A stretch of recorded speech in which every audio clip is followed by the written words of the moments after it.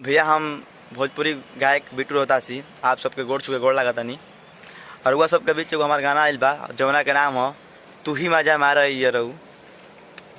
गाना के भाव कुछ ऐसे बा कि करी के शादी दिले भाई आजादी हमर भातार हो। जब तक के रहब हम नहीं हारवा तोहरे रही बाहर हो। कि करी के शादी दिले भाई आजादी हमर भातार हो। जब तक के रहब हम नहीं हारवा तोहरे रही बाहर सटल रह भीरी टाइम से कर प्यार कि तू ही मजा मार यही अरऊ।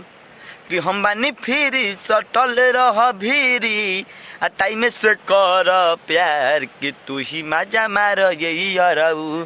अभी गामा न कराही ना भातार कि तू ही मजा मार यही अरऊ। जेकर राइटर हमार बड़ भैया देव प्रकाश निगमी जी बाड़े और गाना के रिकॉर्डिंग के लिए बड़े हमारे बड़ भैया एस राज नौनहर जी जिहाँ का नाम राजू मिश्रा है और उनको सब लोग जानते हैं डीजे एस राज नौनहर। और गाना बहुत ही प्यारा है, आप जब जाके सुन सकते हैं। आर्या शक्ति से रिलीज हुआ था या फिर बिट्टू रोहतासी ऑफिशियल पर भी है। तो आप सब इस गाने को सुने और खूब सारा प्यार दीजिए ताकि आपका छोटा भाई आगे बढ़े।